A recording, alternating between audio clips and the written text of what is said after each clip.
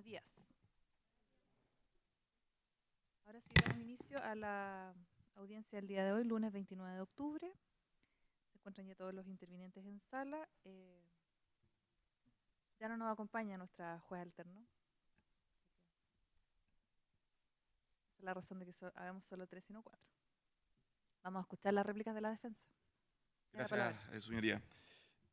Luego de escuchar las réplicas de los acusadores, queda a juicio de la defensa aún más en evidencia que la decisión que deben tomar sus señorías y que respetuosamente pedimos es la absolución del acusado. Ninguno de los acusadores se ha referido a la prueba rendida en el juicio y a los serios y estructurales errores de la acusación, y han tratado afanosamente de bajarle el perfil a esos errores. Pero es insoslayable que el hecho de que precisamente esos errores han impedido que puedan ser probados los hechos que contienen la imputación. Es una acusación mal formulada y, por lo tanto, la decisión para resolver este conflicto que ha sido puesto a vuestra decisión jurisdiccional debe ser la absolución. Vimos en nuestro alegato de clausura los numerosos errores de imputación que contenía el caso 6, errores que, según el Ministerio Público, el cual solo realmente reconoció uno, indicó que no era importante. Señoría, ¿cómo no va a ser importante si es en la misma acusación la que le atribuye responsabilidad penal al acusado en razón de la conducta atribuida por la Fiscalía y no en cualquier calidad, sino que explícitamente la imputación señala, al inicio del primer grupo de hechos, que lo es por las conductas realizadas por el acusado en su calidad de gerente general de cada una de las sociedades cascadas? Y lo que dijo Moneda en su réplica es más impresionante aún. Nos dijo, las referencias a cuándo había sido el acusado designado director o gerente son del todo irrelevantes, porque jamás la acusación ha imputado como algo objetivo su cargo. Pero, señoría, de nuevo, en la misma acusación, ya incluso en el caso 6, en la parte final, que señala, y lo cito textual, en otras palabras, al concluir el año 2011, las sociedades cascadas, en las cuales el acusado Aldo Mota poseía un rol de administrador, sea como gerente general o como director, pagaron un sobreprecio por la reincorporación de las acciones Calichere, que vendió al inicio del mismo año. Claro que es relevante, precisamente porque la conducta atribuida, el juicio de reproche que hacen los acusadores, lo es en razón de las actuaciones realizadas en esa calidad, no en otra. Además, señoría, no deja de ser importante que en este párrafo, sin perjuicio de que el acusado no tuvo participación como vimos en el juicio, los acusadores, todos, reconocen que la administración de una sociedad anónima abierta se ejerce por el directorio. Y aquí señala que el acusado poseía un rol de administrador, sea como gerente general o como director. Y esto debemos vincularlo con la prueba rendida en el juicio, que da cuenta que el directorio estaba informado de todas las transacciones cuestionadas en la acusación. El directorio no solo estaba informado, sino que además aprobaba las operaciones. Los directores que declararon el juicio, Pablo Guerrero Valenzuela, Roberto Izquierdo, dijeron que el gerente general debía cumplir lo ordenado y mandatado por el directorio. Probamos también en el juicio que los directores fueron investigados por la Superintendencia de Seguridad y Seguros por estas mismas operaciones y no fueron sancionados. Entonces la pregunta básica, ¿qué hace aquí en este juicio solo el acusado Aldo Mota? Su señoría, los acusadores señalan que las utilidades serían ficticias, pero se probó en juicio que las utilidades no eran ficticias, son reales.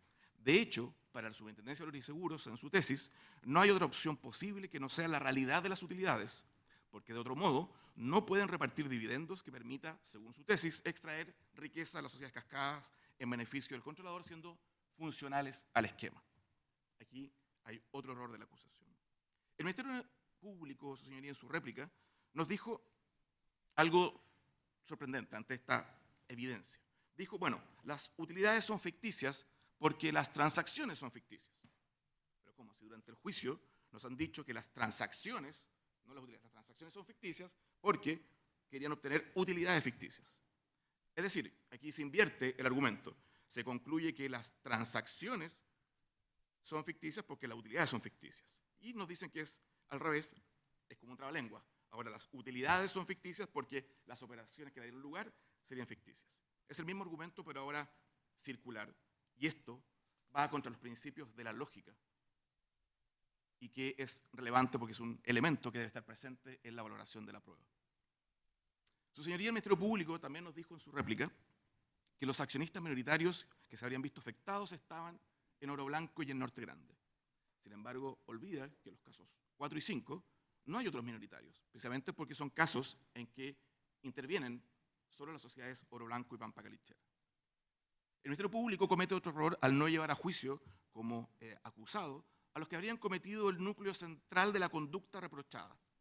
De hecho, el Ministerio Público aplicó la decisión de no perseverar a Bulnes y a Errázuriz, y también a Cano Corvo, que sería la contraparte del caso 5. Estos errores en la imputación del Ministerio Público explican la falta de prueba, precisamente de los acusadores.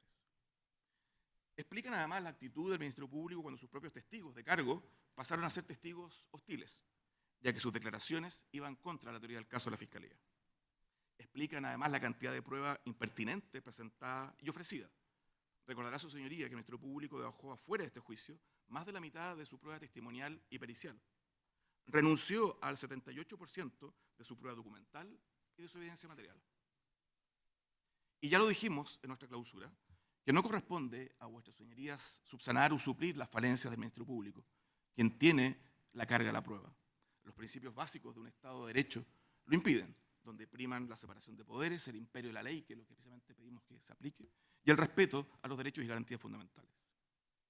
Junto con estos errores, los acusadores, en sus réplicas, ninguno de ellos hace cargo de la prueba rendida en el juicio oral. Ninguno de los acusadores, por ejemplo, se hizo cargo de la evidencia ostensible, palpable, de la declaración de Pablo Guerrero Valenzuela y el hecho que él haya reconocido que si había un error en un acta de directorio o no había quedado reflejado un acuerdo, lo que había que hacer era cambiar el acta y firmarla de nuevo. Lo que vimos con el perito de la propia Fiscalía, Jorge Muñoz Neira, que eso precisamente era lo que había ocurrido.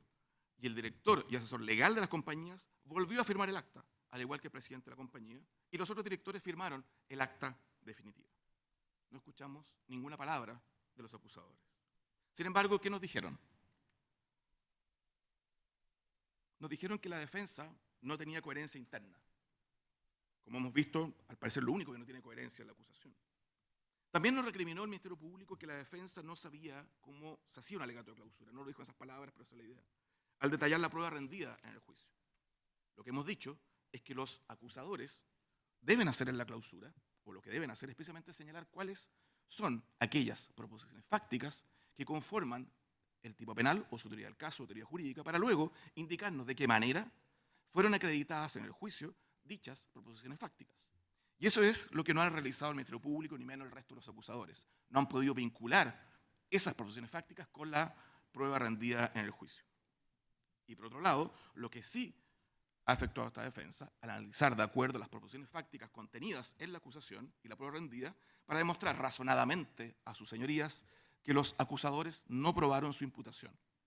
Y además, en esa misma lógica, analizamos la prueba rendida en el juicio para efectos de demostrar al tribunal, cuando correspondía, cómo se probaron las proposiciones fácticas de nuestra teoría del caso. Provoca extrañeza, señoría, esta afirmación del Ministerio Público porque, y solo demuestra un botón, en un juicio no muy antiguo en este mismo tribunal, cuarto Tribunal de Justicia de lo Penal, en la causa RIT 157-2017, que probablemente sus señorías recordarán, seguido contra Sergio Gilberto Silva Orellana, Luis Enrique Abadía Galás, por delitos de falsificación de partes policiales, detención ilegal, allanamiento ilegal, cohecho y estafa, en que estaban la magistrada Espinosa, Sariego y también doña Alejandra Cuadra. Los alegatos de clausura del Ministerio Público precisamente hicieron extensa mención a los hechos, de cómo se había probado los mismos, con pleno detalle de la prueba rendida. De hecho, uno al ver la sentencia, 31 de julio de 2017, en la cápita de alegatos de clausura del Ministerio Público, que tiene 13 páginas, 10 de ellas refieren el detalle de la prueba que hizo el Ministerio Público en sus alegatos de clausura. ¿Por qué no lo hizo en este caso, señoría? La respuesta es una sola. Porque no pudieron probar, con la prueba rendida en el juicio, hecho típico y participación culpable del acusado. Ya lo dijimos, señoría, no corresponde al tribunal suplir las falencias del Ministerio Público. No estamos en un sistema inquisitivo, sino que en un sistema adversarial. Moneda, en su réplica, nos dice que no entiende por qué la defensa liga la racionalidad económica al dolo. Fue precisamente la afirmación del Ministerio Público que hace dicha vinculación. Y por eso nos hicimos cargo en nuestra clausura. Dimos cuenta a lo largo de este juicio que todas las operaciones tenían una razón de negocio dada por la particular situación de las compañías en la época que sucedieron los hechos. Vimos, y está acreditado ya en este juicio, la existencia del bono y sus restricciones en cuanto a los índices de endeudamiento y porcentaje de deuda en relación a su patrimonio.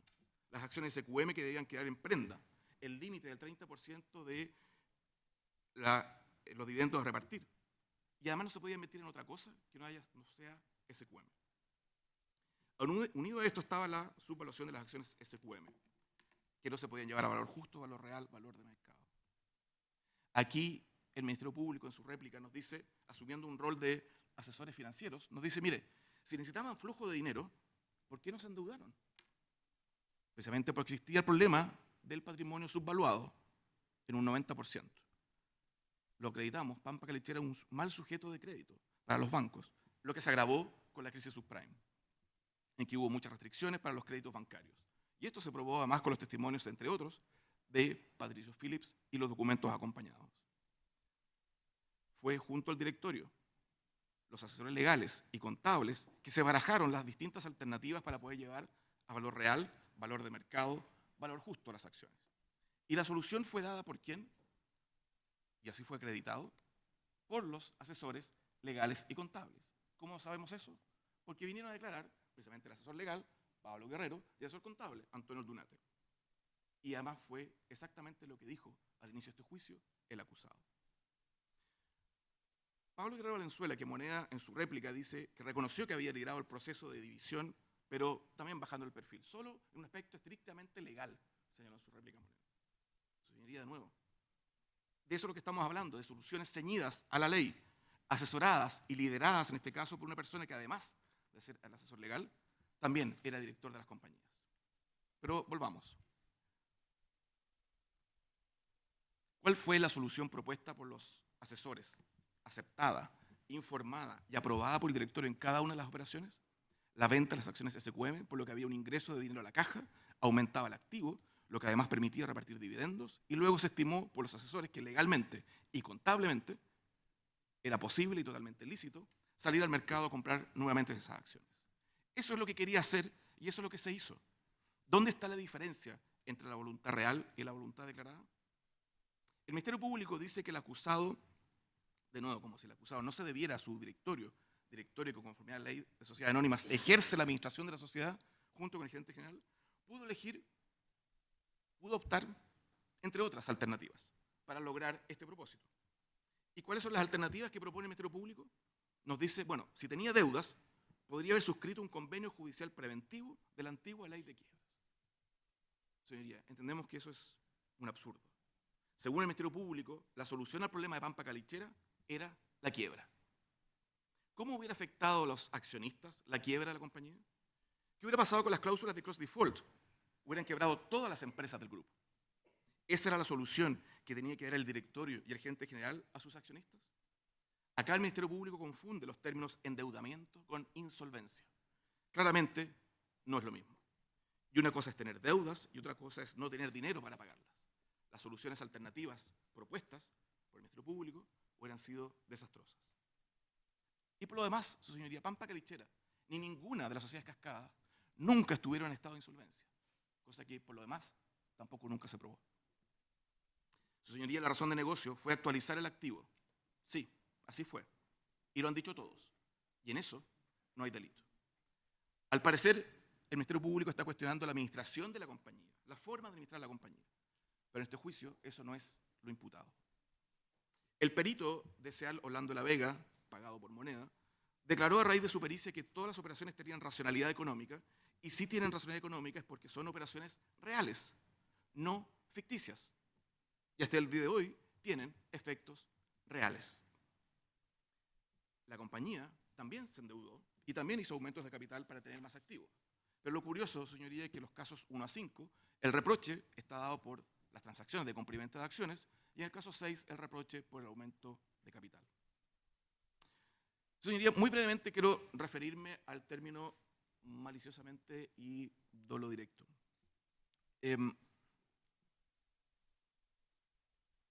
Creemos que ya es pacífico a estas alturas que las expresiones tales como maliciosamente o a sabiendas es porque se ha querido exigir algo más que un actuar doloso.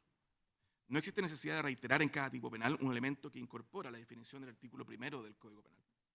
El símil que se hace por el Ministerio Público al artículo 1 del Código Penal, en realidad es su artículo 2, en que hace el símil entre dolo y malicia, y que viene del Código Penal español.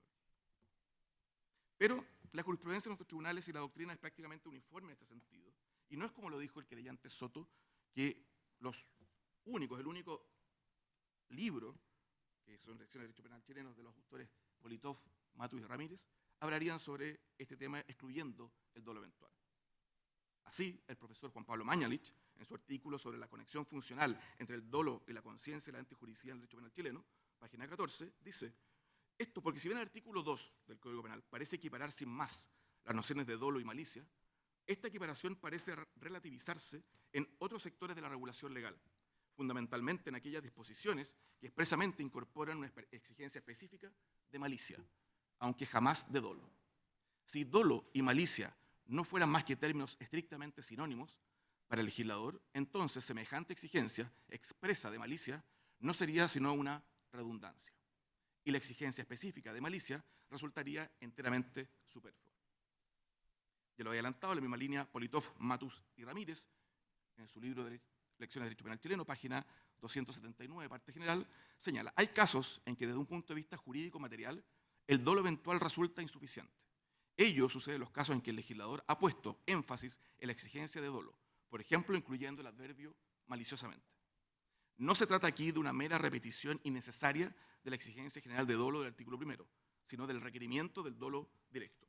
En tales casos, excluye la posibilidad de que este tipo se cumpla con una forma de dolo eventual.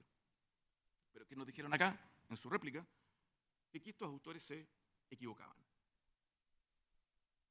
También dijo el querellante Soto que la jurisprudencia era uniforme en sostener que maliciosamente solo excluía la culpa. Veamos qué dice la Sala Penal de la Excelentísima Corte Suprema. 3 de mayo del año 2005, sentencia 30/2003. La inclusión de la expresión maliciosamente en la norma penal tributaria anteriormente comentada implica una exigencia de dolo directo por parte del sujeto activo, elemento que debe ser probado sin que sea posible aplicar la presunción de voluntariedad del artículo 1 del Código Penal. ¿Qué dice también la Sala Penal de la Corte Suprema por un fallo más reciente? 25 de abril del año 2017, en causa 76345/2016, que, como se ha dicho, la norma decisoria de la litis exige la concurrencia de un elemento subjetivo que se define como obrar maliciosamente, fórmula que alude a la necesidad de demostrar la existencia de dolo, esto es, comillas, una voluntad dirigida a la comisión total, plena del tipo penal, voluntad que cuantitativamente es igual a la que se requiere el delito consumado. Citando a Mario Garrido Montt en etapas de ejecución del delito, autoría y participación. Sigue la sentencia, su señoría. Este dolo directo de primer grado ha sido calificado como la forma en que el elemento volitivo se presenta de un modo más intenso. Supone que el propósito, intención o finalidad que persigue directamente la gente es precisamente la realización de los elementos de un tipo delictivo, característica que tiene, sin duda, influencia en el plano, y esto es lo relevante también, de las exigencias probatorias. Es decir, el máximo tribunal ha sido consistente en este criterio. Su señoría, no puedo pasar por alto algo que indicó el querellante Soto. Nos dijo que la distinción que yo hice entre un artículo y un informe en derecho había sido agraviante u ofensivo para el profesor Héctor Hernández. Dos cosas. La distinción entre informe en derecho y artículo publicado la hizo el propio querellante Soto en su clausura. Por eso es que aclaré que el documento citado y dejado efectos videndi por esta parte en la apertura era un artículo publicado por el profesor Hernández. Dicho sea de paso, en la nota 32 del artículo, ni en ninguna otra parte aparece que se trata de un informe en derecho. Y dos, jamás emitiría una expresión agraviante u ofensiva al profesor Hernández, con quien no solo tengo una relación de cercanía, sino también por su capacidad profesional.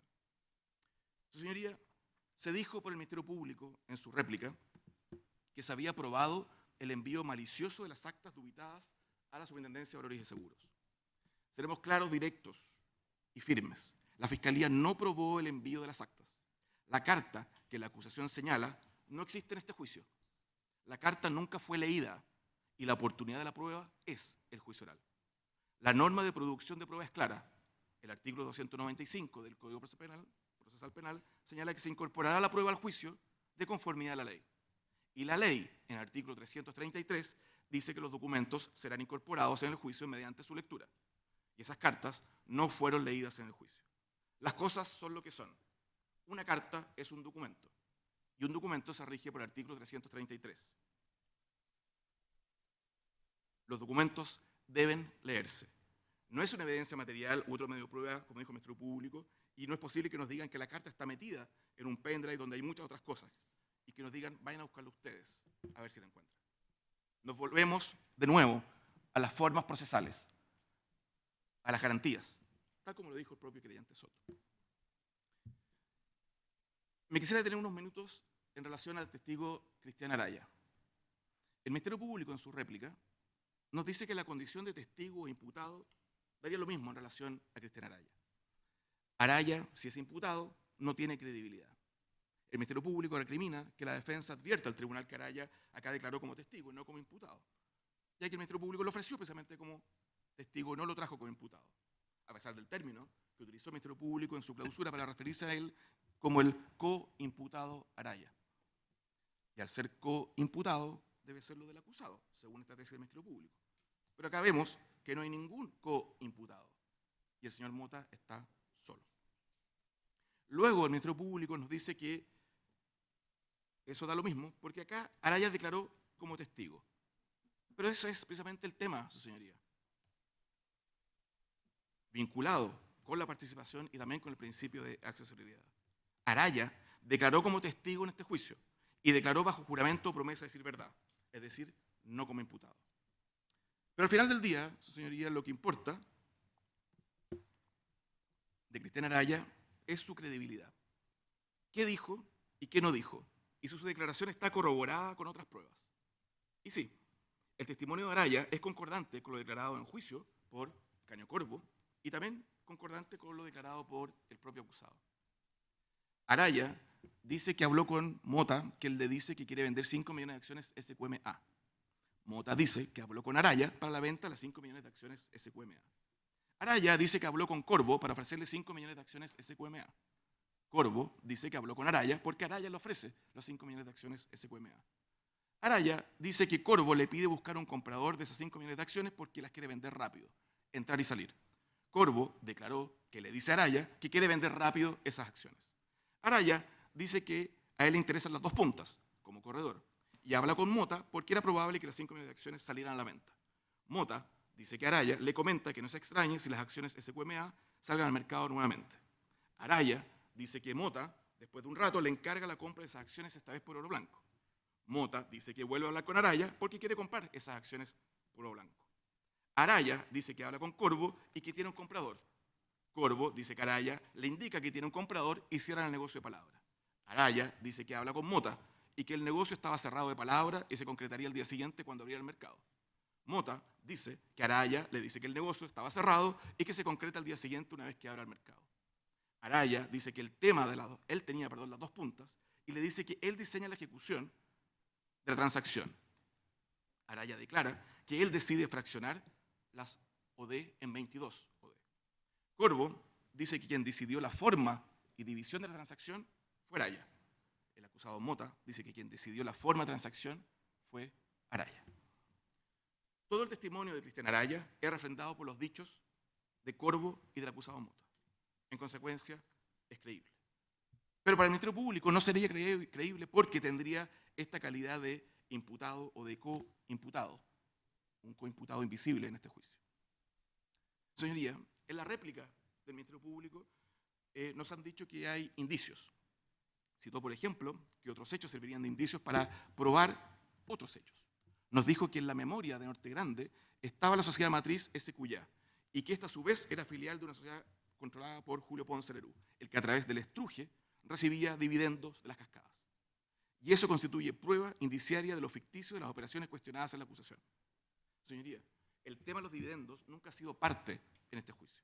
Sin embargo, pareciera ser que se quiere hacer revivir el reproche que hizo en su oportunidad la Superintendencia de Valores y Seguros a las sociedades cascadas, que es la generación de utilidades, pero reales, no ficticias, para generar recursos que sean funcionales al esquema. Pero acá vimos lo que declaró Víctor Zapata. Declaró que ni siquiera para esto tenía testigos, confesiones, escuchas telefónicas. Dijo que no tenía pruebas. Los indicios, señorías, no son cualquier cosa. Y nosotros hablamos de los requisitos que se han desarrollado, sobre todo por la jurisprudencia, en relación a los mismos. Y en la réplica, el querellante Soto nos dijo que no había necesidad de recurrir a la sentencia del Tribunal Supremo Español, porque también para este querellante el Tribunal Supremo Español está equivocado. Nosotros creemos que no. Creemos que las citas jurisprudenciales son bastante iluminadoras. Los indicios, por lo pronto, no son conjeturas, no son sospechas, deben ser hechos plenamente acreditados y explicando, tal como lo vimos en nuestra clausura, los requisitos que debe tener la prueba indiciaria para destruir la presunción de inocencia. Multiplicidad de hechos probados plenamente, no existen indicios de indicios, se debe ser explícito en la sentencia, el razonamiento lógico a través del cual, partiendo de los indicios, se llega a la convicción sobre el hecho y participación, lo que es revisable además por la vía del recurso de nulidad. Este nexo lógico y causal debe explicar que del hecho probado se construye o prueba el hecho que constituye la inflexión que se quiere probar. El razonamiento del proceso de inducción debe responder plenamente a las reglas de la lógica y la experiencia. Y no solamente el Tribunal Supremo Español lo ha dicho, también nuestra Corte Suprema, en dos fallos. Uno en el rol 737-2011 que señala a la exigencia de estar probados los hechos, sigue la alusión negativa que las presunciones no se funden en otras presunciones, cualquiera sea su origen, cuya finalidad es establecer que aunque una presunción descansa sobre un dato manifestado en el proceso, no es admisible construir a partir de ella una nueva presunción. El hecho que le da origen no puede constar más que de un modo cierto, pues sin que haya certeza a su respecto, no pueden hacer la presunción. También la Excelentísima Corte Suprema, en el rol 740-2005, del 25 de abril del año 2005, señala: una consecuencia del principio de presunción de inocencia es que la carga de la prueba le corresponde al Estado, de manera tal que si no satisface el estándar probatorio, del artículo 340, no será posible imponer una pena a la imputada derivada del juicio de culpabilidad. El juicio de culpabilidad, de acuerdo al estándar de convicción establecido en la disposición legal mencionada, puede adquirirse directamente o mediante indicios o presunciones judiciales, siempre que éstas tengan su punto de origen en hechos plenamente probados. Que los hechos constituidos de delito o participación se deduzcan de los primeros a través de un proceso mental razonado y acorde con las reglas del criterio humano. Y si los hechos probados permiten diversas conclusiones o interpretaciones, que la sentencia explique las razones de su elección. El nexo entre el hecho base y el hecho en consecuencia debe ser coherente, lógico y racional. Su falta de concordancia con las reglas del criterio humano, que puede tener su origen tanto en la falta de lógica o de coherencia en inferencia, como el carácter excesivamente abierto, débil o indeterminado de la misma, harán que las presunciones sean inaptas para lograr la convicción necesaria para hacer desaparecer la presunción de inocencia del imputado y, en definitiva, establecer su culpabilidad. Efectivamente, y tal como lo adelantó el querellante Soto, en su libro Las presunciones judiciales y legales, el autor Mauricio Silva Cancino señala que ya en el antiguo Código de Procedimiento Penal se contemplan los requisitos de las presunciones judiciales como medio de prueba, en que deben ser o provenir de hechos reales y probados, deben ser múltiples y graves y directos, deben ser coherentes, deben ser precisos y concordantes entre sí. Nada de esto ha existido en este juicio.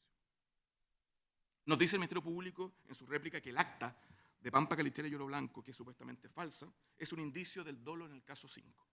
Pero la verdad es que se trata no de un acta, como hemos visto, sino de un borrador de acta, al que le faltaban al menos 2 firmas de directorios. Por lo que, tal como lo declaró Pablo Guerrero, no es un acta definitiva con el número total de firmas, para que pase a ser una definitiva, ya que en ese caso debe contar con todas las firmas.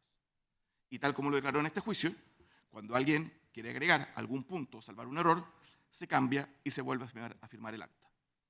Y eso quedó demostrado a través de la declaración del perito Jorge Muñoz Neira y la propia declaración de Pablo Guerrero. Entonces, es un borrador de acta, no un acta falsa, y por tanto no puede ser indicio de nada. No puede deducirse de este hecho algo como lo imputado en el caso 5. Moneda nos dijo en su réplica que ellos no tenían necesidad de probar nada adicional en su acusación particular, debido al principio de congruencia, ya que debía mantenerse en esos hechos. Pero, señoría, el principio de congruencia dice relación con los hechos, no con los medios de prueba. De hecho, consta en la acusación particular que Moneda sí ofreció otros medios de prueba, adicionales a los del Ministerio Público, en particular prueba documental. 118 documentos ofreció, de los cuales solo incorporó 20, renunciando a más del 80% de su prueba particular. Moneda, en su réplica, nos dijo que el acusado proporcionó información privilegiada al INSOR. ¿Dónde está la prueba de eso? Moneda nos dijo que Potasios sabía que iba a comprar acciones a SQ y a Norte Grande. ¿Dónde está la prueba de eso?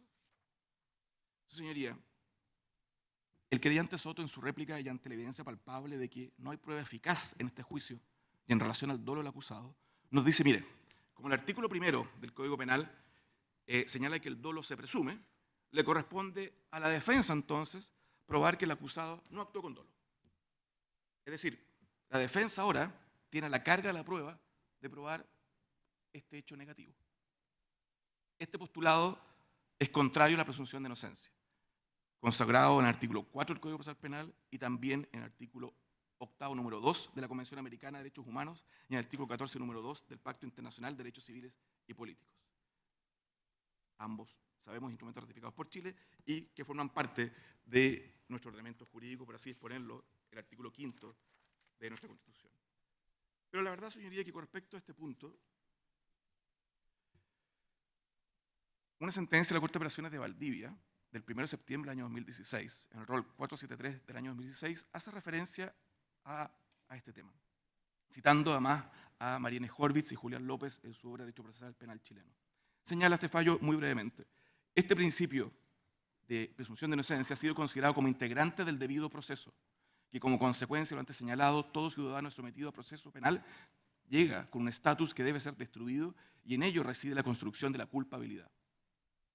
Citando, insisto, a Marianne Horvitz y Julián López, que esta presunción de inocencia constituye en el proceso penal una garantía política que protege al ciudadano que ingresa al ámbito de la actuación de las normas procesales y penales, pues el proceso penal constituye un sistema de reconstrucción de la verdad que involucra grados crecientes de sospecha respecto de la participación que le ha cabido a un individuo en un hecho punible, avanzando de un estado de duda al estado de certeza. Este principio no constituye obstáculo para el desarrollo gradual de estos niveles de conocimiento, desde la duda o sospecha hasta conseguir un grado de certeza. Pero sí es obstáculo para que se impongan al imputado las consecuencias penales derivadas del juicio de culpabilidad.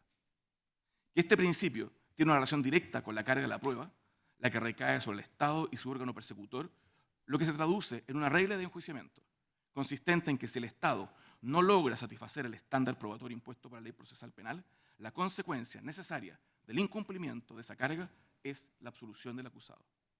Que conforme a los preceptos desarrollados, el principio de inocencia debe ser destruido sobre la base de la investigación de los hechos, lo que incluye la participación culpable del sujeto en el ilícito, para lo cual debe necesariamente incorporarse prueba lo suficientemente convincente e inequívoca en cuanto a su responsabilidad, que sea de tal fuerza que el juzgador lo tenga como responsable del hecho, más allá de toda duda razonable.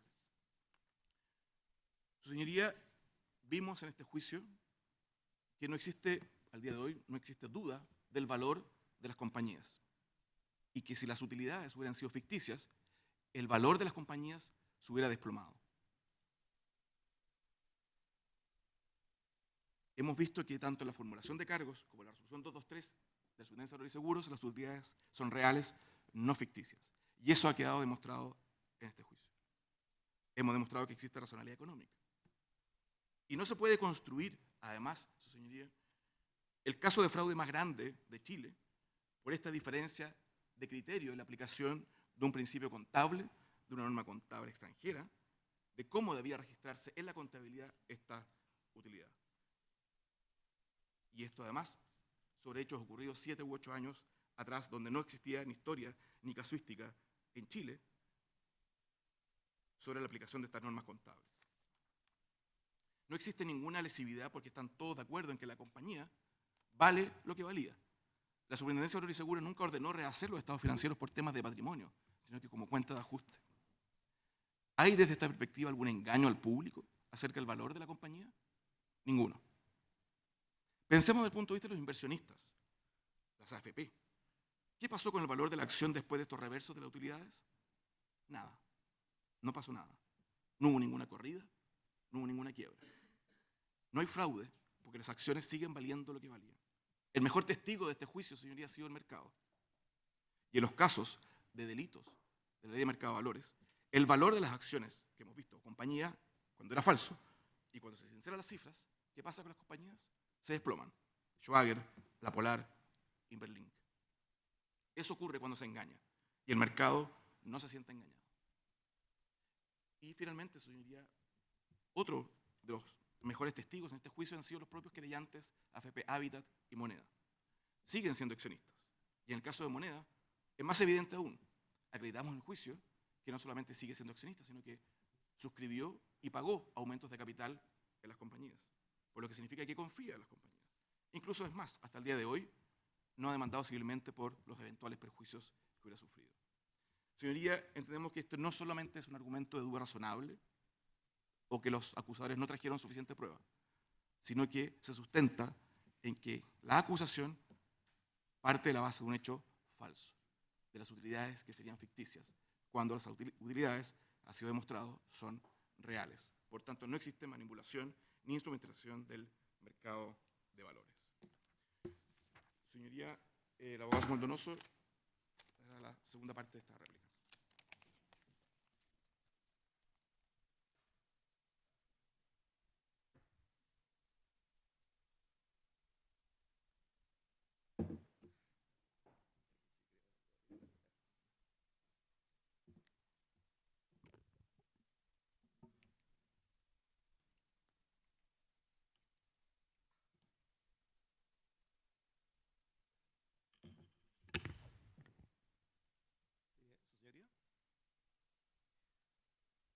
Señoría, voy a partir refiriéndome al tema del principio de accesoriedad. Quiero formularlo así. No es un argumento de participación. Es un argumento de que no se respeta el principio de accesoriedad. Y el principio de accesoriedad, en esencia, es un tema de justicia. Es un tema de justicia de no sancionar a alguien cuando no existe un hecho ilícito. Y es lo que pasa en este caso. Su señoría, el Ministerio Público es bastante evidente a estas alturas, con personas que se le aplicó la decisión de no perseverar, con personas que no se trajeron a juicio, con transacciones que no se imputan como delito. Su señoría, si el Ministerio Público llegó a la convicción de que las transacciones no eran constitutivas de delito, y liberó a los corredores, si esa es la lógica. La resolución 223, la formulación de cargos, todo lo vimos. Pero el Ministerio Público razonablemente llegó a la conclusión de que ahí no había un delito. Que los que hacen las transacciones no cometen delito. Que las transacciones no son delito. Pero, señoría, entre la presión comunicacional de este caso, que ha salido tanto en los diarios, entre la presión de Moneda, que llegó a sacar a un fiscal a cargo del caso porque no estaba convencido del caso, entre todas esas presiones, el Ministerio Público necesitaba hacer algo. Esto es similar al ejemplo que dio Moneda en su minuto, que yo en mi alegato reclamé, no sé cómo decirlo, pero cuando habló de pasar por bolsa, cuando dijo que las operaciones se pasaban por bolsa para validarlas. Bueno, da la impresión un poco de eso. A ver, no, la transacción no es delito, el corredor no comete delito. Entonces hay que hacer algo. Pasémoslas por el tribunal. Que el tribunal se compre el costo político de absolver, no nosotros.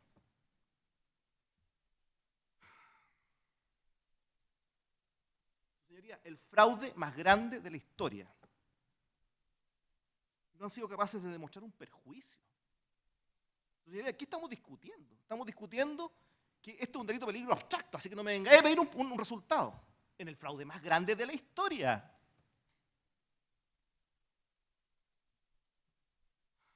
Señoría, el principio de accesoriedad en este alegato es de justicia. Porque aquí no hay un delito. No hay tipicidad objetiva, ni hay tipicidad subjetiva. Se liberaron por eso los corredores. Y es por eso que corresponde, su señoría, por principio de accesoriedad, que también se libere a mi defendido. Porque si no había delito en la transacción, si no había delito para los corredores, no puede transformarse a mi defendido en el chivo expiatorio para salir de este tema.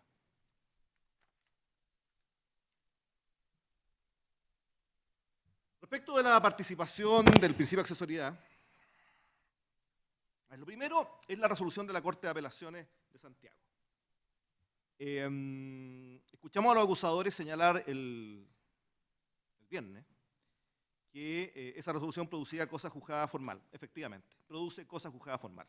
¿Qué es la cosa juzgada formal para el profesor Francisco Hoyos? Es la cualidad de los efectos de ciertas sentencias, una vez precluidos los medios de impugnación, que opera exclusivamente en el proceso en que ellas hubieran recaído. Pero no se extiende, como la cosa juzgada material o sustancial, dicho efecto a otros procesos que pudieran las partes iniciar respecto al mismo hecho. Es decir, produce cosa juzgada, pero solo en este proceso. Y no solo la resolución de la Corte de Apelaciones lo establece. En este tribunal, en este cuarto tribunal de juicio oral en lo penal, se discutió la competencia también. ¿Y qué resolvió este cuarto tribunal de juicio oral en relación a esa resolución, que es la que establece la competencia de este tribunal? Estableció que había cosa juzgada formal. Eso dijo. La resolución dice, si son los mismos antecedentes, si son las mismas cuestiones, entendemos que hay cosa juzgada.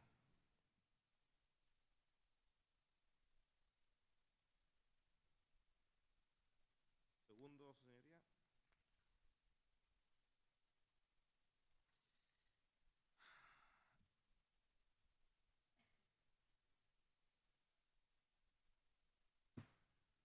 Se sostuvo que nosotros éramos revolucionarios. A lo mejor lo fuimos, pero años atrás. Porque sosteníamos que era un delito especial propio.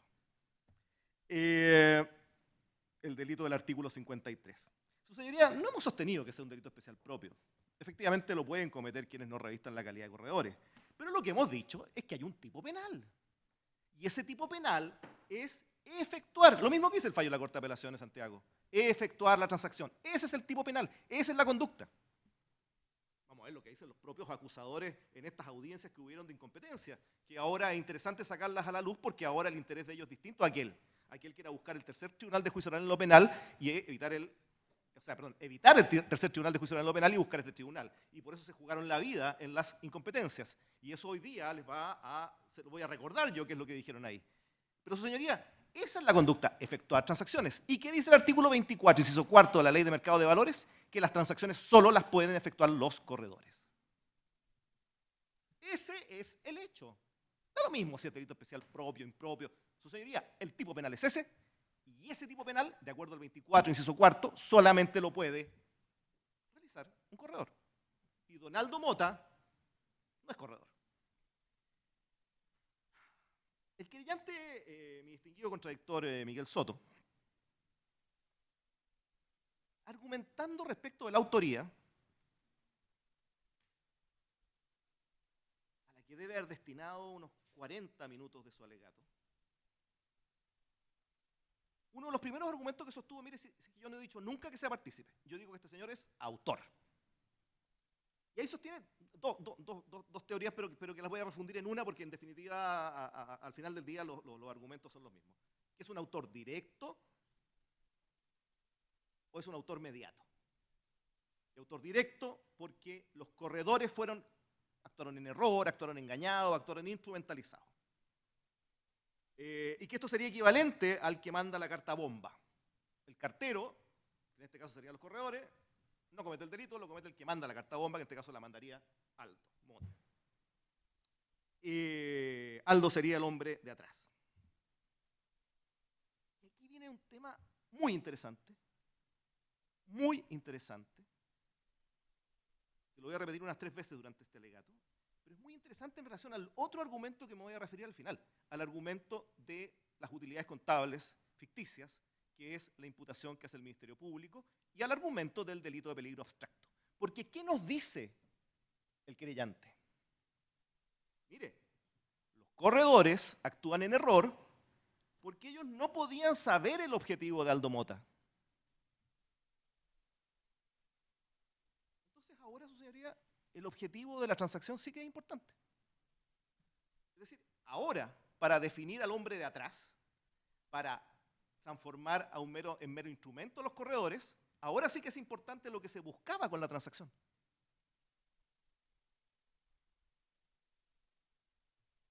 Porque no sabían dicho objetivo, ellos son meros instrumentos. Ellos actúan en error. Entonces el objetivo es relevante. No es un delito de peligro tan abstracto. Es abstracto, pero se requiere saber cuál es el objetivo. Es decir, el hecho que genera el peligro abstracto es aquel cuyo objetivo es desvalorado. Y esto es congruente con la tesis del Ministerio Público, la tesis amplia del fraude, y es congruente con la tesis de la Superintendencia de Valores, que dice, mire, estas transacciones son ficticias porque no buscaban transferir el dominio, sino que lo que buscaban era generar una utilidad para producir un dividendo y financiar el esquema, la funcionalidad de las transacciones. Luego nos dio un ejemplo don Miguel Soto, donde argumentó, pero ¿cómo nos vienen a decir que Aldo Mota no es el que vende? ¿Cómo va a ser posible que Aldo Mota no sea el que vende si las sociedades son de él, si las acciones quedan en la sociedad? Nos dio una serie de argumentos que ahora no recuerdo exactamente, pero ¿cómo nos vienen a decir que no es Aldo Mota el que vende? A ver si esto es como si yo girara un cheque y me dijeran que yo no soy el que paga. Su señoría, el ejemplo es buenísimo. Porque cuando yo giro un cheque, yo no pago. No lo digo yo, lo dice la ley. Artículo 10 de la Ley de Cuentas Corrientes Bancarias y de Cheques. Cheque es una orden escrita y girada contra un banco para que éste pague a su presentación. Y aquí es lo mismo. No es Aldo Mota el que hace las transacciones, son los corredores. Ellos celebran la compraventa.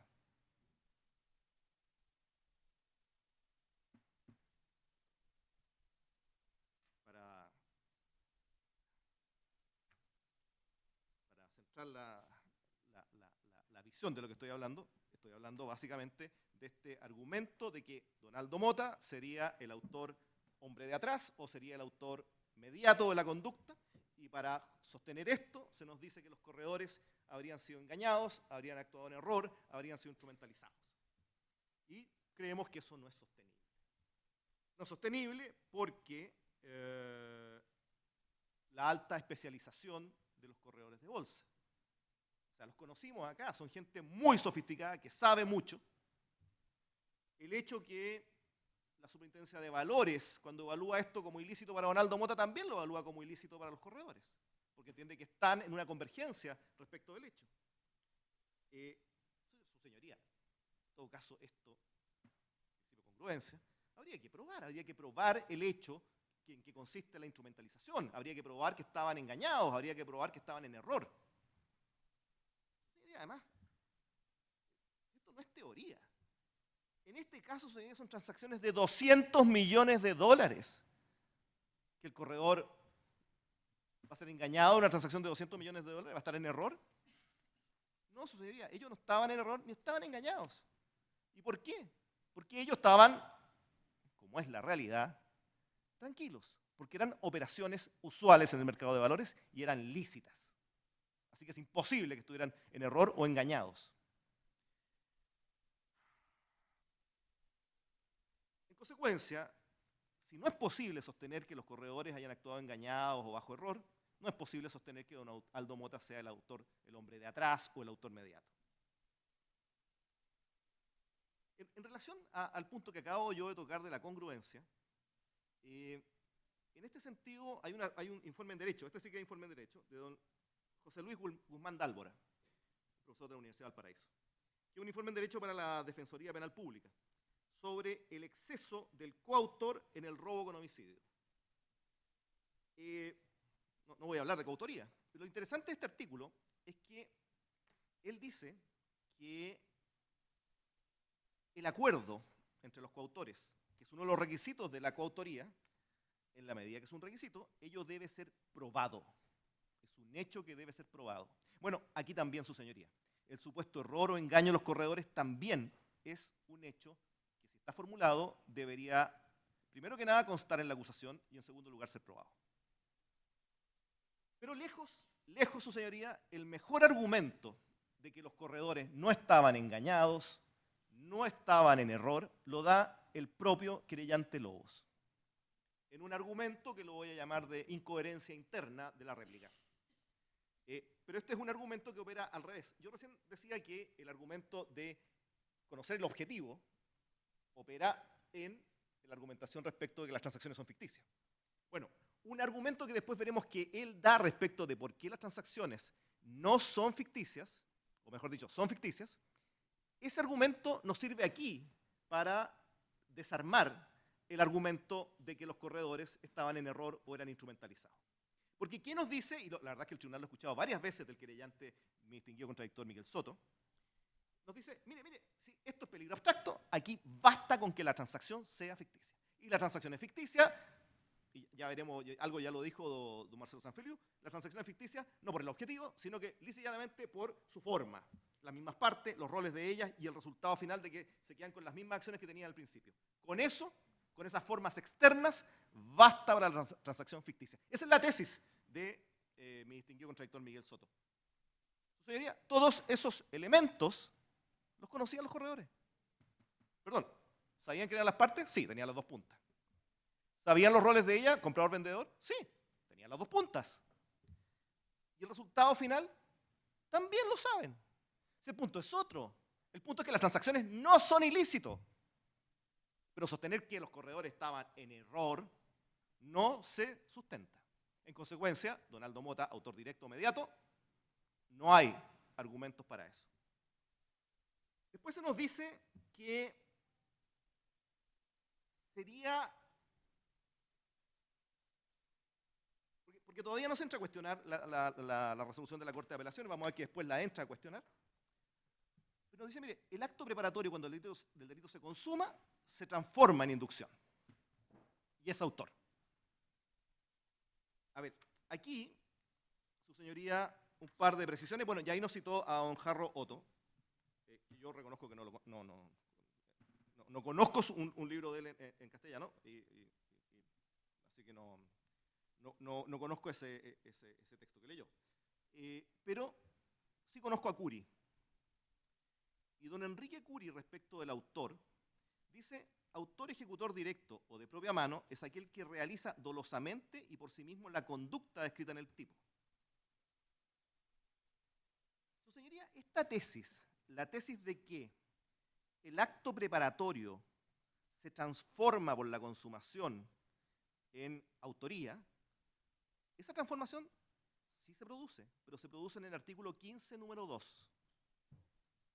Pasa a ser, como dice la norma, se consideran autores. No es que sean autores, sino que se les trata como autores. Y ese autor inductor, que pasó del acto preparatorio al autor inductor, ese, su señoría, es un partícipe. Y así lo dice el fallo de la Corte Suprema, que yo cité en mi argumento de clausura y que dejé a efectus videndi. Ese es un partícipe. Y siendo un partícipe, es necesario exigir la concurrencia del principio de accesoriedad. Como decía, mi distinguido contradictor don Miguel Soto, posteriormente, probablemente no muy seguro de todos estos argumentos, cuestiona el fallo de la Corte de Apelaciones. Lo que en sus palabras nos dejó perplejos. Perplejos primero que nada porque, como sosteníamos, este fallo produce cosa juzgada formal. Y él dijo que producía cosa juzgada formal. Y la cosa juzgada formal es que produce cosa juzgada en este juicio, en este proceso. Pero además nos deja perplejos porque, su señoría, este tema, con motivo de que esta defensa argumentó la incompetencia del séptimo juzgado de garantía e incluso la incompetencia de este tribunal, bueno, con motivo de esas discusiones fue necesario que las partes argumentaran. ¿Y qué argumentó el Ministerio Público, la fiscal Tania Cironvalle, en la audiencia del 18 de agosto del 2017? Señaló ella, en relación al principio de ejecución del delito del artículo 53 imputado, la verdad nunca había pasado un fin de semana escuchando tanto audio como este. Ella dijo, si la otra parte no hubiera participado en la transacción, la operación no se habría realizado. Por tanto, el Ministerio Público entiende que entender como principio de ejecución la sola orden de esta transacción per se no constituye una tentativa. Puede ser considerada un acto preparatorio. El Ministerio Público. Su señoría, no estamos hablando de hechos que, no, ahora en el juicio oral, con toda la prueba, ahora nos dimos cuenta que Aldo Mota lo que hizo fue una orden. No, antes no sabíamos que había dado la orden. Su señoría, ese hecho, desde la acusación hasta ahora, abjo de por medio, no ha variado. Todo el mundo sabe desde el primer día que don Aldo Mota lo que hace es dar la orden, que el corredor lo que hace es hacer la transacción y que el verbo rector, el tipo penal, es efectuar la transacción. ¿Y qué nos dice el Ministerio Público? Eso es un acto preparatorio.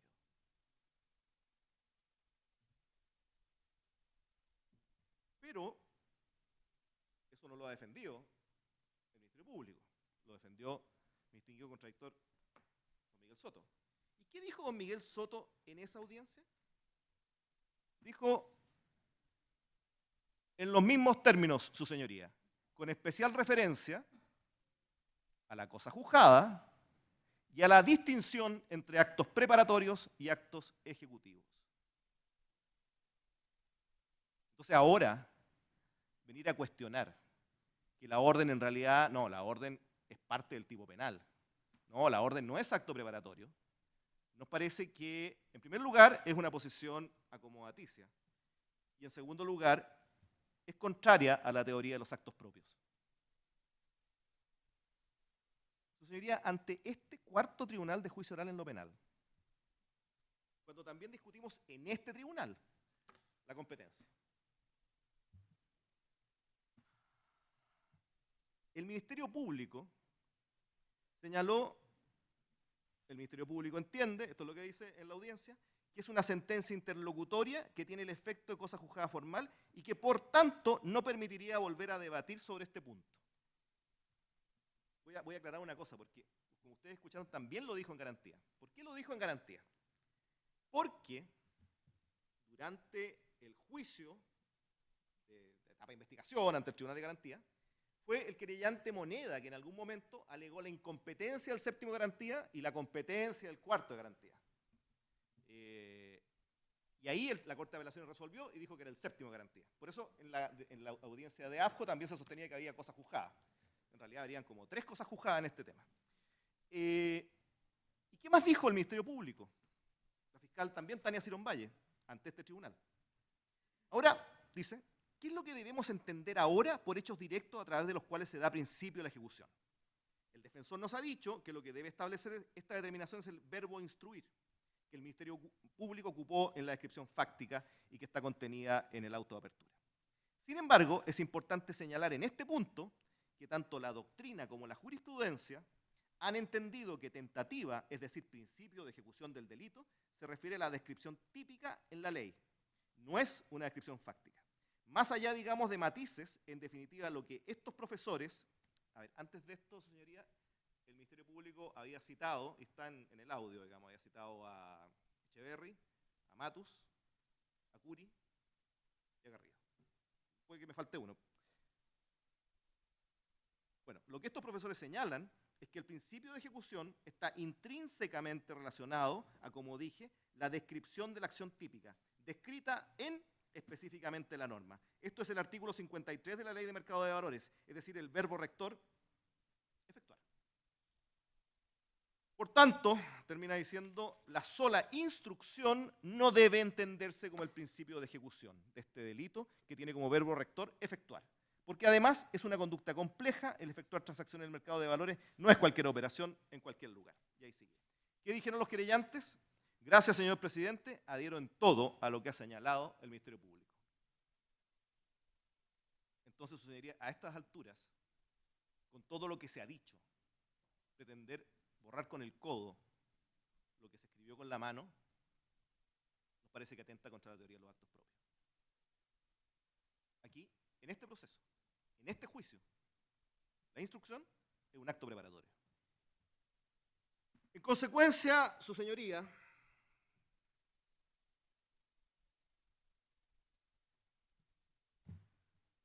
y además es un acto de justicia.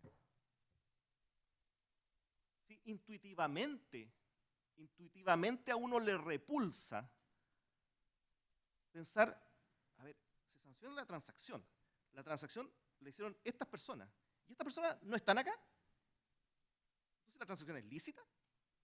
Y si la transacción es lícita, como sostenemos, ¿vamos a sancionar a Aldo Mota porque a alguien hay que culpar? El principio de accesoriedad, su señoría, tiene esa particularidad de justicia. Si no está el autor principal, no puedo sancionar al partícipe. No es justo. Y el autor principal no está, su señoría, la transacción no está, porque el Ministerio Público se convenció que ahí no hay delito.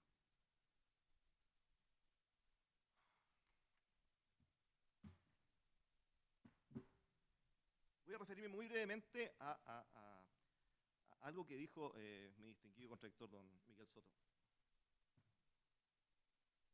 Porque ya en el alegato anterior, se recordarán que yo hice una rectificación porque dijo que yo no había citado una parte del artículo de Héctor Hernández y que era una parte sustancial. Si no me equivoco, yo había, según lo que decía él, había omitido la parte donde decía manipulación de mercado y me había quedado solamente con manipulación de precios. Yo fui y escuché el audio y me di cuenta que no era así y traje el audio a su señoría. Yo lamento que no haya habido un reconocimiento de aquel error de él. Pero en el último, la réplica, también hay una referencia a mí, como citando cosas mal citadas y que es errada.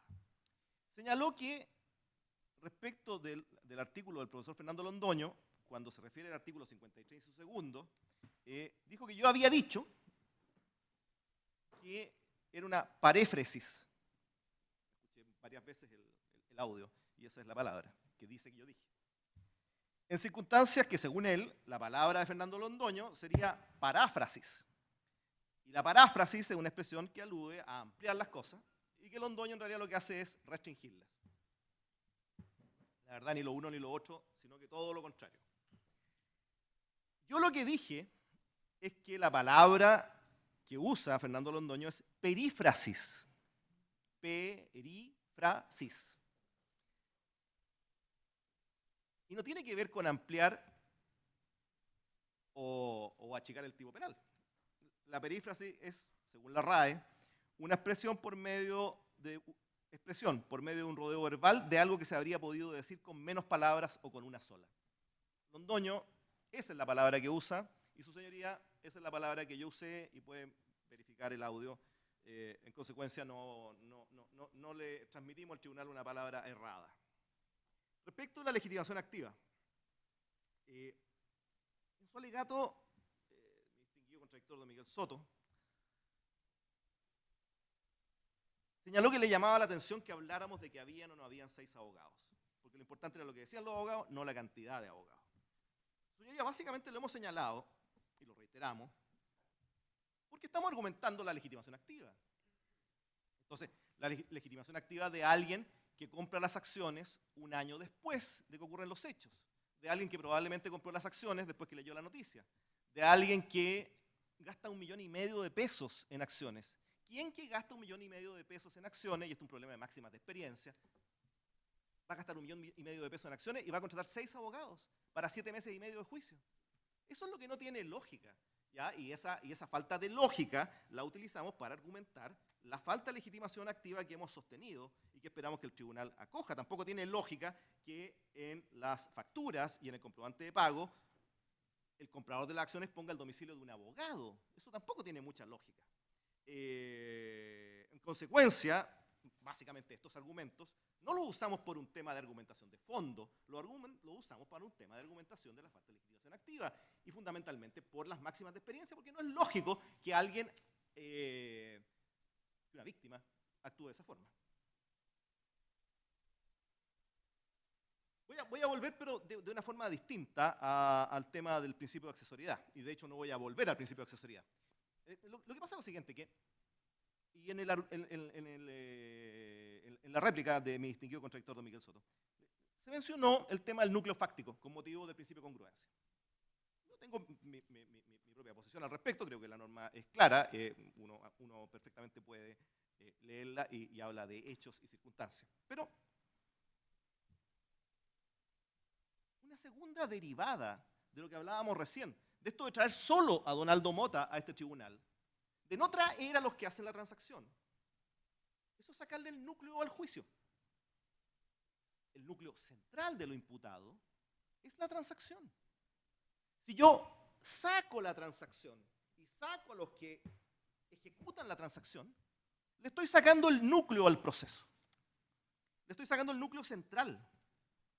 En palabras de la Corte de Apelaciones, de este fallo que hemos citado varias veces, la Corte dice, sin que se materialice la transacción penada por la ley. Ese, su señoría, es el núcleo central. Y ese núcleo central no ha sido objeto de persecución penal.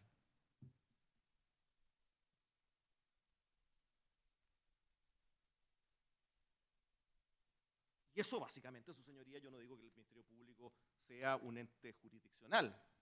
Tengo ahí una tesis yo un poco más... esa sí que es revolucionaria, pero no la vamos a tocar aquí. Pero lo que sí hizo el Ministerio Público es que tomó una decisión.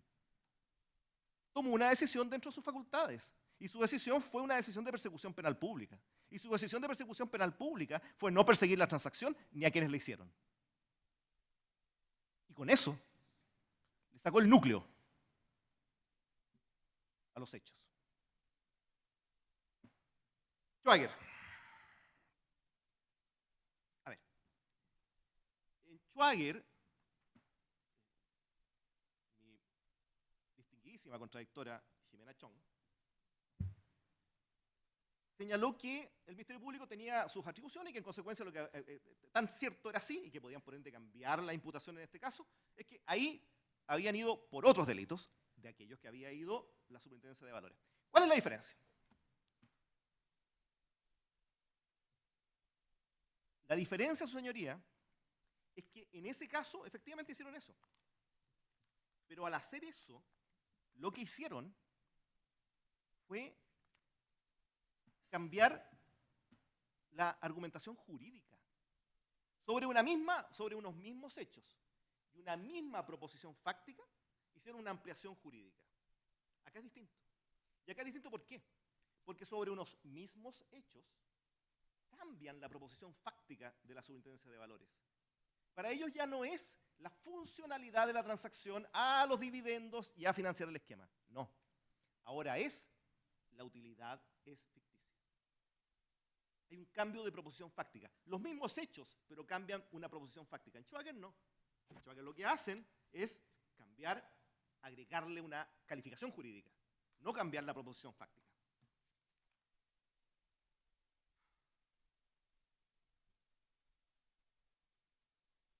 Moneda usó el ejemplo de los salmones.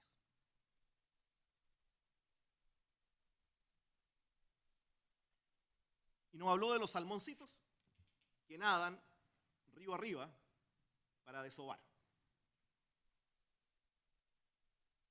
Es un muy buen ejemplo. Estos salmoncitos, mi distinguido contradictor René García, los asimilaba a los dividendos. Bueno, su señoría, para que los salmoncitos naden río arriba, tienen que ser salmoncitos reales. Con los dividendos pasa lo mismo. Vimos cómo el Ministerio Público leyó las memorias, y en la memoria aparecían el pago de dividendos a esta otra sociedad. ¿Es posible pagar un dividendo, que el dividendo nade río arriba, si la utilidad no es real? No, su señoría, no es posible. La única posibilidad de que haya un dividendo es que la utilidad sea real. Y esa es la tesis de la Superintendencia de Valores. Porque si el dividendo no es real, si la utilidad no es real, la tesis de la Superintendencia de Valores se cae. Por eso no hemos visto nunca ni que la resolución 223, ni que la formulación de cargos, ni que Zapata, ni que Pavés, ni que Chactebek digan que las utilidades son ficticias. Porque si lo dicen, cae su teoría de la infracción administrativa.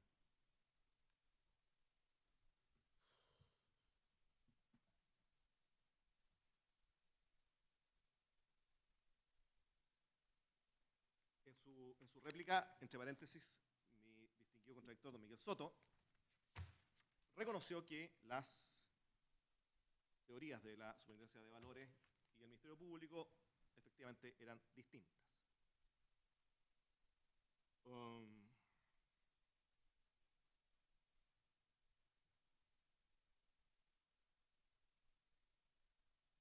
esto concluyo.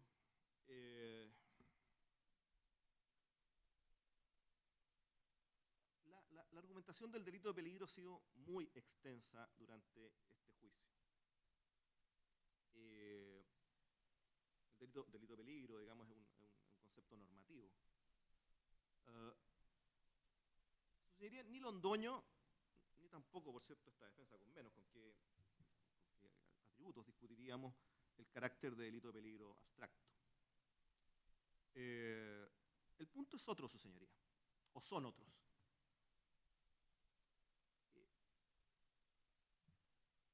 Fernando Londoño lo que dice es que la conducta debe ser analizada ex ante si es idónea para afectar artificialmente los precios.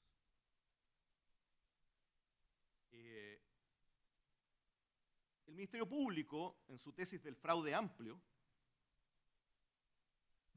también, como delito de peligro abstracto, lo puede construir así. La conducta, en ese caso, debería ser analizada ex ante de que sirva para producir o eventualmente producir un fraude. Pero como decíamos, es más, el propio querellante Lobos, mi distinguido contradictor Miguel Soto, cuando argumenta para sacar de escena a los corredores y dejar en la autoría, como autor mediato o el hombre de atrás, a Donaldo Mota, para lograr ese efecto, él argumenta que ellos están en error o fueron engañados porque no sabían el objetivo que perseguía a Donaldo Mota. Al decir eso, el objetivo de la transacción se transforma en el elemento que determina si la transacción es ficticia o no. La primera inferencia, señoría, entonces, es si la transacción es ficticia o no es ficticia.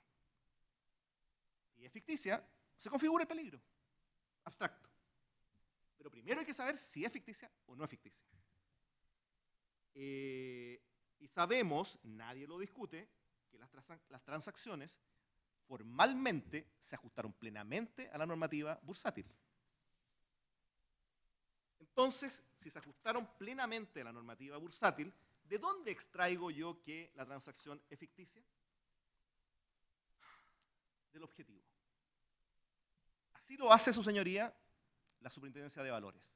¿Qué dice la Superintendencia de Valores? Mire, esta transacción es ficticia porque su objetivo era distinto al natural del mercado de valores, que es la transferencia del dominio. Su objetivo era ser funcionales al esquema para proveerle de recursos.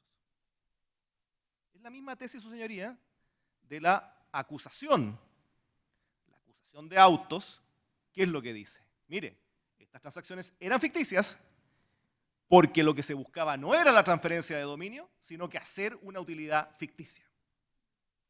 Cambia el objetivo, pero mantiene la lógica. Y la lógica es que para que sea ficticia, tiene que tener un objetivo diverso al natural. Y aquí quiero hacer una aclaración, su señoría. El Ministerio Público le llamó la atención que yo citara tanto al fiscal Andrés Monte. Y puede ser que me haya excedido en las citas. Pero no lo hice porque fuera yo funcional, voy a ponerlo así, al alegato de Marcelo Sanfilippo. De hecho, me enteré que iba a alegar lo de la Comisión de Mercado Financiero después.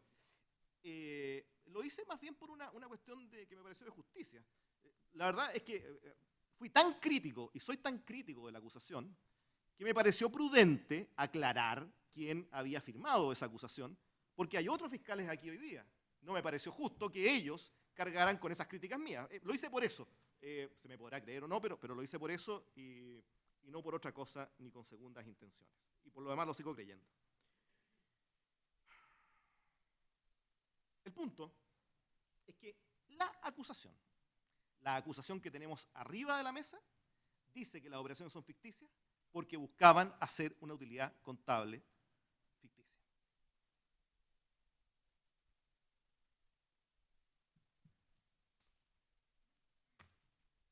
¿Qué dice la acusación?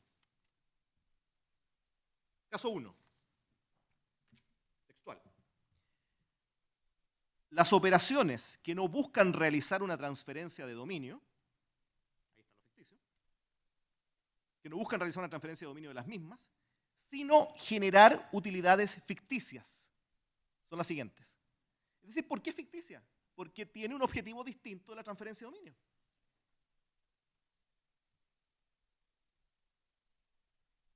Caso 2. Las operaciones engañosas y artificiosas que no buscan realizar una transferencia de dominio de las mismas, sino, esta preposición es muy relevante, sino, en este caso nos está significando que es una cosa por la otra. Y dice, sino aparentar utilidades ficticias, son las siguientes. El caso 3, las operaciones engañosas y artificiosas que no buscan realizar una transferencia de dominio de las mismas, sino generar utilidades ficticias, son las siguientes.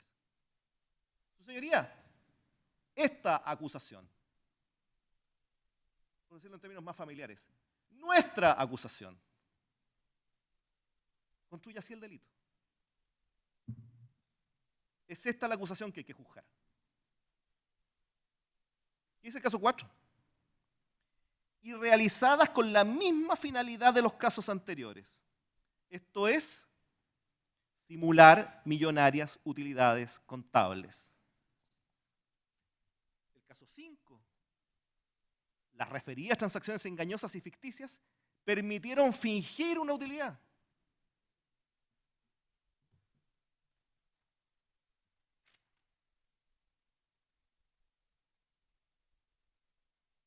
Volviendo al peligro.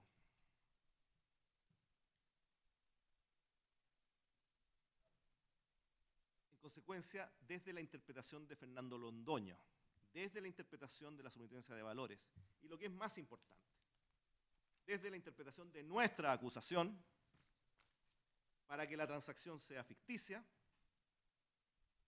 hay que ver el objetivo. En el caso de Londoño, el objetivo es una injerencia que permite modificar artificialmente el precio de la acción. En la tesis amplia del Ministerio Público de la Corte Suprema, el objetivo es defraudar. En la tesis de nuestra acusación, el objetivo era producir una utilidad ficticia. Eso es, y no es otra cosa. Entonces, si no se probó que la utilidad era ficticia, no puede configurarse la transacción ficticia. Porque no hay ningún riesgo. Porque no existe el hecho. ¿Cómo va a querer? O sea, el objetivo que se sostiene que era el objetivo de Aldo Mota no existe. Porque no puede tener el objetivo de hacer una utilidad ficticia si la utilidad no es ficticia.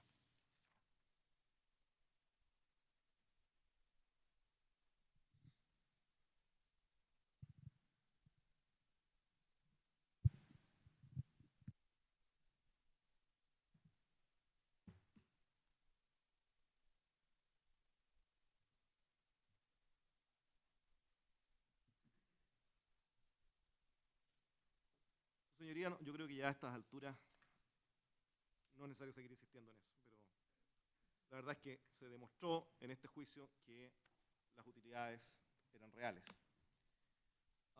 Un poco con lo que decía don Marcelo Sanfeliu. Señoría, si las utilidades no hubieran sido reales, la acción habría caído. Y después de que la Super de Valores ordena corregir los estados financieros, la acción no se mueve. Se habrá movido por problemas comunicacionales, pero nada. Aquí no estamos en Enron. Aquí no salió la gente con una cajita desde Soquimich o desde Pampa Calichera. No. Aquí no salieron con la cajita todos despedidos. Aquí no se desplomó la compañía. Las compañías están ahí y se las están peleando. Tianqi quiere pagar $65 por la acción. Esto no es un fraude del mercado de valores. Y el Ministerio Público llegó a esa convicción y por eso liberó a los corredores. Por eso liberó la transacción. Pero había que hacer algo.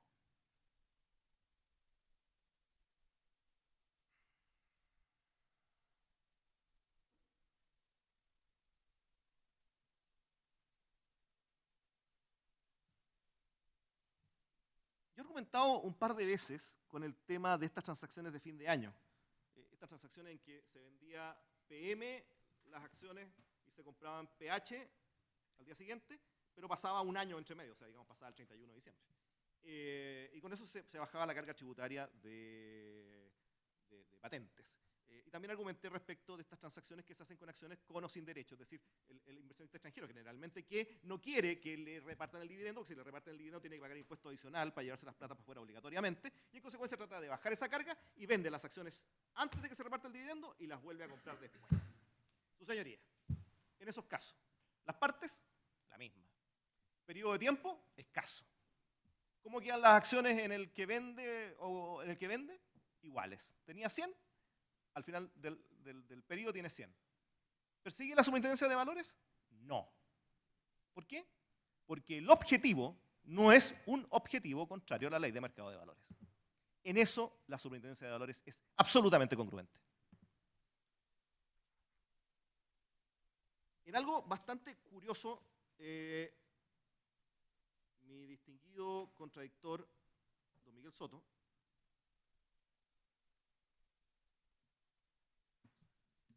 señaló que las utilidades contables, así nomás, sin ficticias, sino que utilidades contables, tenían un significado convencional. Eran una definición estipulativa, dijo. Y esa definición sería que son utilidades provenientes de operaciones que no son reales. Es decir, utilidades contables es sinónimo de utilidades que vienen de una operación que no es real.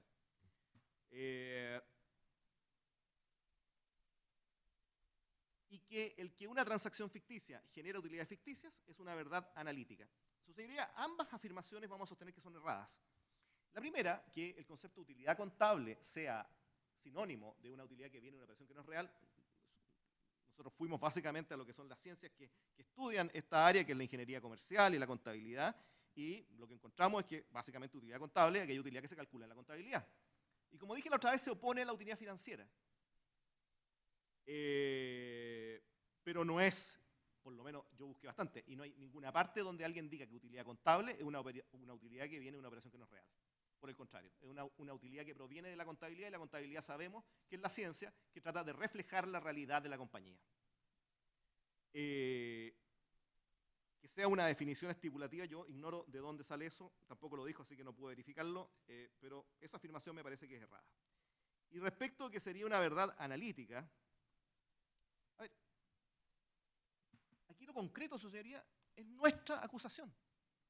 Y nuestra acusación lo que dice es que las transacciones son ficticias porque las utilidades eran ficticias y en consecuencia lo que cabe demostrar es si la utilidad era o no era ficticia. Si no era ficticia, no hay transacción ficticia en este caso. Y en consecuencia, su señoría, corresponde absolver a mi defendido. Porque los hechos, su señoría, los hechos que se trajeron a juicio no son delito.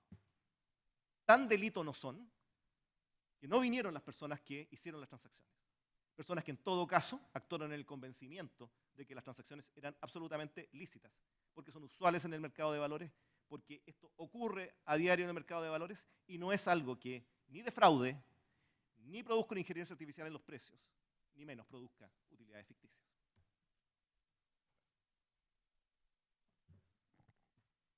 Gracias.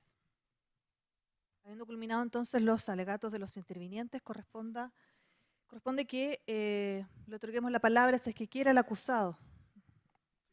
La ley le otorga la posibilidad de que usted diga palabras finales, no es una nueva declaración. Tan tan solo si quiere hacer uso de la palabra previo a que el tribunal se retire a deliberar. Sí, su señoría, gracias. Muy breve, porque usted lo dijo hace 1 o 2 semanas atrás. Este juicio ha sido bastante largo. Hemos estado acá más de 7 meses. Y de esos 7 meses yo estuve más de un mes allá adelante para que el Ministerio Público, los querellantes, el tribunal me hicieran todas las preguntas que quisieran. Yo ya dije todo lo que sabía de los hechos, de mi rol como gerente general. Por lo tanto, señoría, la verdad es que no tengo más que agregar y agradecerle. Gracias. Bien.